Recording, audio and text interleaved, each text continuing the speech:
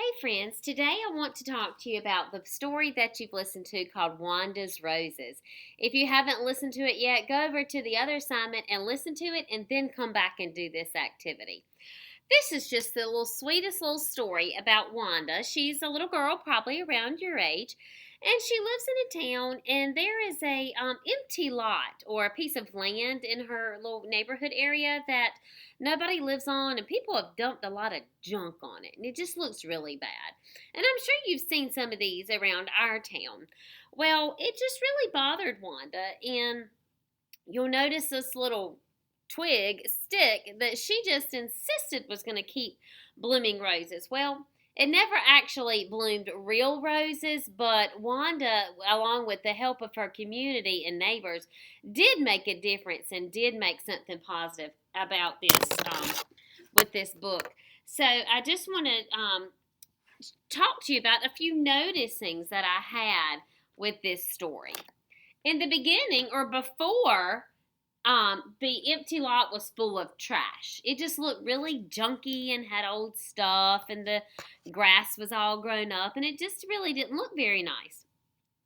After Wanda and the neighbors got through with it, the empty lot was full of roses. How kind of them. At the beginning of the story, the bush was full of thorns and it looked dead. Remember, it just really looked bad, and Wanda kept having faith that it was going to bloom, and lots of other people were doubting her. And it never actually really bloomed, but at the end or after, the bush was full of, remember what was on it? Paper roses. Wanda was just insisting that it was going to bloom, and it did, and looked pretty.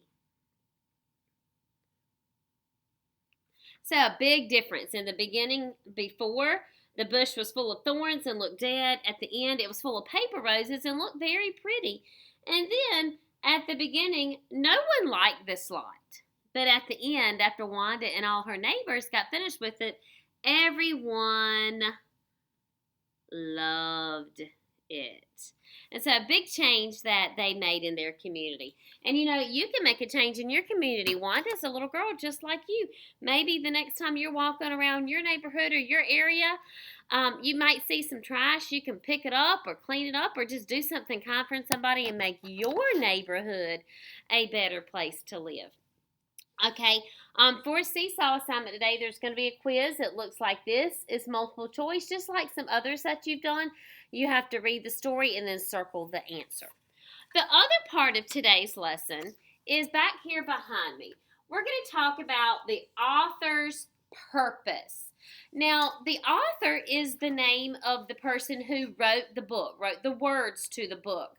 And purpose is their reason. So why did the author write this book? Were they just bored one day, or what was their reason?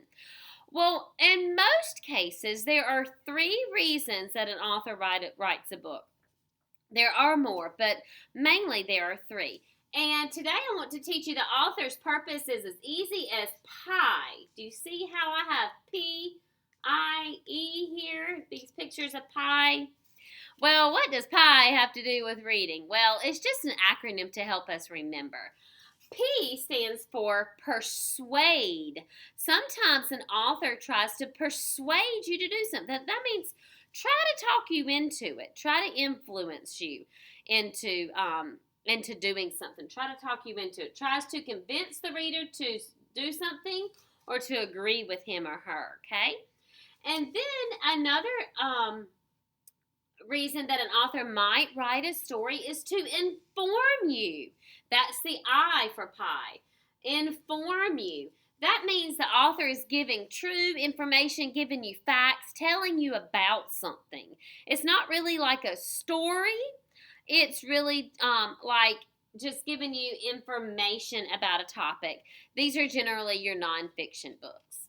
Okay, and the third author's purpose that we're going to talk about together this week is to entertain. The E stands for entertain.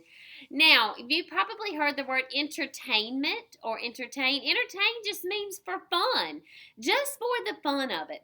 You probably do lots of things for entertainment. You might play video games. You might go outside and ride your bike or jump or play. You might play board games. You might build a tent in your living room. You might laugh with your family. Do lots of things just for entertainment. So when an author writes a book or a story for entertainment, it's something for readers' enjoyment.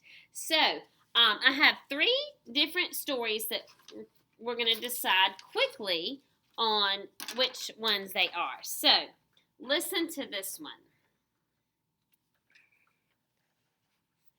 Do you know where chocolate comes from? From the cocoa tree. The seed pods are picked and then dried. Finally, a factory turns them into chocolate we can eat. Yum!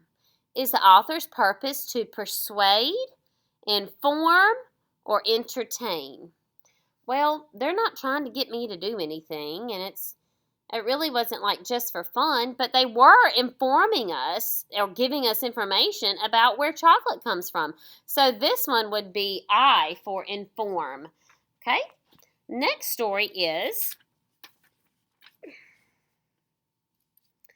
it was Josie's first day of school. She had fun swimming with the other fish and learning how to leap out of the water. She loved her teacher, Miss Guppy. Josie could not wait to go back. What was the author's purpose in that little story?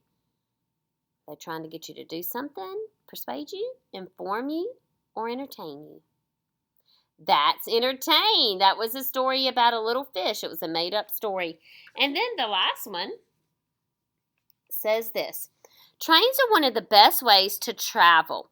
You can relax and enjoy the ride while seeing the sights. It also costs less than flying. Everyone should try going by train at least once. What was the author's purpose in writing this little story? That's right, persuade. They're trying to persuade you to ride a train, trying to talk you into riding a train, telling you why a train is better than flying and you can relax and enjoy. They're trying to persuade you to do it. So, now in Seesaw, also on this activity, you're going to have a second page. So you're going to have to go and hit the little gray arrows to go over. And there are 6 little stories right here. And there's 2 of them are persuade, 2 inform, and 2 entertain. And you're going to tap and drag the word into the box. When you decide why the author wrote this story, you have to drag the word up into that box. I can't wait to see your work.